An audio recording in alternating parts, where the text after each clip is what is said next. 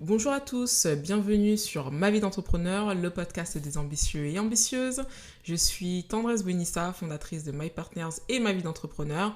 Depuis 2018, on accompagne les entrepreneurs et les porteurs de projets pour les aider soit à doubler leur chiffre d'affaires ou soit tout simplement à lancer leur activité sans faire d'erreur en ayant vraiment mis en place toutes les étapes nécessaires et indispensables, en ayant restructuré l'activité, etc., etc. On organise également des événements pour les entrepreneurs et les porteurs de projets qui s'appellent le Grand Speed Meeting des entrepreneurs et des porteurs de projets qui rassemble à chaque édition plus de 250 entrepreneurs. Aujourd'hui, je voulais aborder l'envie quand on est entrepreneur et j'ai eu cette idée grâce à un podcast que j'aime beaucoup qui s'appelle Entrepreneur State of Africa, c'est sur YouTube et vraiment ce podcast je le trouve tellement pertinent. Je pense qu'il est encore plus pertinent quand on est déjà chef d'entreprise ou entrepreneur, freelance, peu importe, que quand on n'est pas encore tout à fait lancé. Parce que vraiment, il parle de choses que vraiment, on peut le comprendre que quand on le vit, c'est-à-dire que quand on est vraiment entrepreneur. Après, si vous ne l'êtes pas, c'est pas grave, écoutez-le. Moi, je le trouve extrêmement riche et motivant. Un autre podcast aussi que j'aime bien, avant de rentrer dans le vif du sujet, c'est le Sherman. C'est super inspirant. J'ai beaucoup aimé aussi l'interview de DJ Snake notamment et d'autres artistes où on voit vraiment à quel point la persévérance est super importante quand on est dans le process de réussite. Et un autre podcast aussi, c'est le podcast Sans Permission avec Oussama Ammar et Yomi Denzel. J'aime beaucoup écouter ce podcast et vraiment ça c'est un truc que je vous recommande en fait, vraiment d'écouter des podcasts assez régulièrement parce que je vous assure que ça vous permet de rester focus. Moi, je sais que je ne peux pas me passer 3 jours sans écouter de podcast. J'écoute ça tout le temps, limite, tous les matins. Et c'est super important pour moi parce que ça me donne des idées aussi parfois sur mon contenu, effectivement. Ça me motive, ça me permet de rester focus, ça m'ouvre l'esprit, ça me donne des idées. Enfin bref, vraiment, il n'y a que du positif à écouter des podcasts. Alors, l'envie quand on est entrepreneur. Moi, je trouve que la comparaison, quand on est entrepreneur avec ses concurrents, etc., elle n'est pas si toxique que ça, quand par exemple c'est pour nous challenger et nous permettre justement de ne pas rester, de ne pas rester sur ses acquis, quoi. Moi, par exemple, ça m'arrive très souvent d'aller sur le compte Instagram, le site internet, la chaîne YouTube de mes concurrents pour aller écouter leur contenu, pour regarder ce qu'ils font, pour voir les problématiques aussi parfois qu'ils rencontrent, dont ils osent parler, parce qu'effectivement la plupart du temps quand même sur les réseaux sociaux on ne parle pas trop des problèmes qu'on rencontre. Moi j'en parle assez ouvertement dans mes podcasts, après il y a des choses quand même qui restent confidentielles, donc je ne peux pas rentrer dans le détail de toute ma vie d'entrepreneur, mais je suis quand même quelqu'un d'assez transparent sur ce que je vis. Mais c'est vrai que c'est vraiment très très très rare que je vois des entrepreneurs qui parlent vraiment de problématiques dans l'entrepreneuriat. Mais en tout cas, je trouve ça très important pour moi d'aller regarder leur contenu.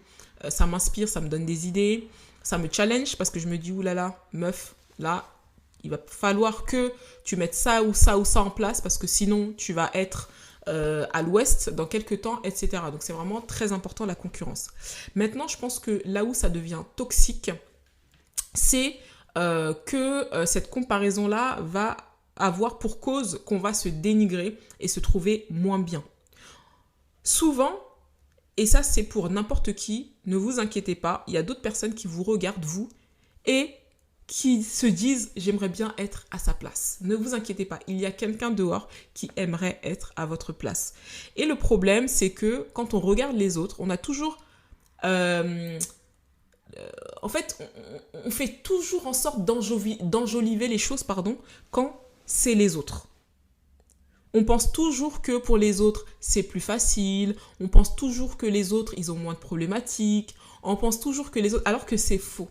Vous ne savez pas ce qu'ils vivent dans les faits. Vous ne savez pas si ce qu'ils partagent, c'est totalement vrai. Vous ne savez pas si les chiffres qu'ils donnent sont effectivement vrais. Donc, vous ne pouvez pas avec le peu d'informations que vous avez, c'est-à-dire la vitrine que vous avez, imaginez ce qu'il se cache dans l'intégralité de la maison où ils vivent. Et la maison ici, comprenez l'entreprise. Donc je pense que être trop souvent focus sur les concurrents au point de se dénigrer, c'est une très mauvaise chose.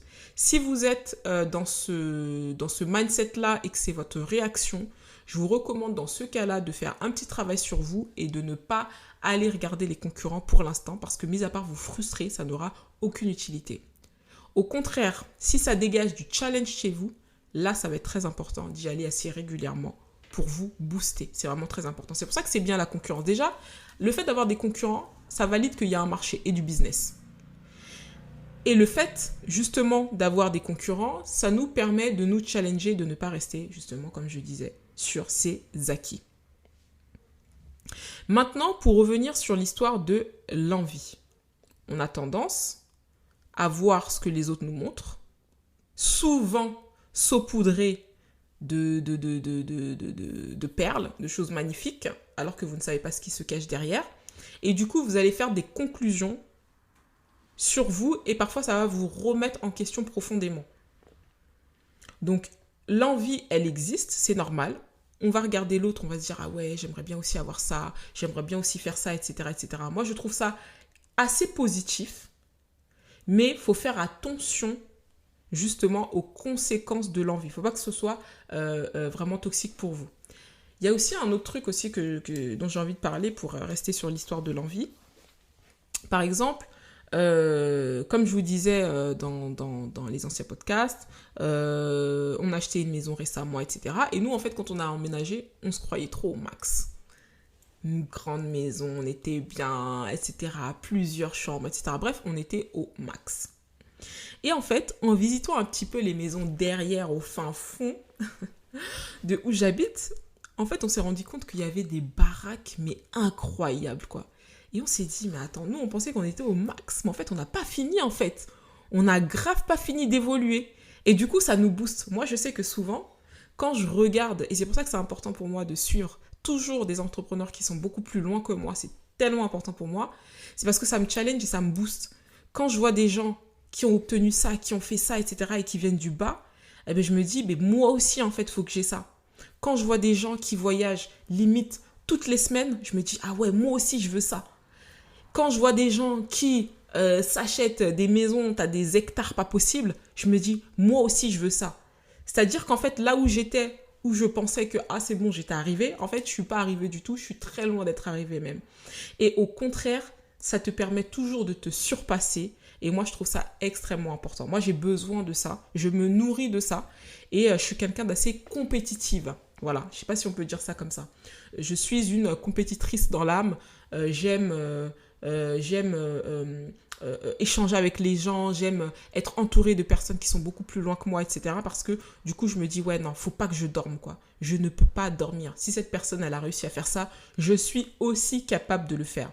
Et en fait, il faudrait voir la concurrence comme ça. Et faudrait que l'envie, que vous puissiez le recevoir comme ça. Faut pas que l'envie, ça vous mette dans des bad moods, en mode ah, lui il a ça, moi j'arrive pas à avoir ça, la vie est trop dure, j'en ai marre de la vie, pourquoi elle a ça, pourquoi elle a réussi à obtenir ça en aussi peu de temps, etc., etc. Alors que dans les faits, quand on regarde, je suis sûre que les personnes que vous adulez, si vous fouillez, vous allez voir que la personne, ça fait 15 ans qu'elle est là. Vous allez voir que la personne, ça fait 30 ans qu'elle est là. Vous allez voir la personne, ça fait 10 ans qu'elle est là. Alors oui, effectivement, il y a toujours des réussites rapides, des gens qui ont fait des trucs rapides en 1 an, 2 ans, etc. Mais sachez que dans 90% des cas, le succès, la réussite, qui est longue dans le temps, hein, pas un succès rapide et un échec rapide aussi, hein, mais vraiment, le succès se construit dans le temps. Comme on dit, Rome ne s'est pas fait, en un jour.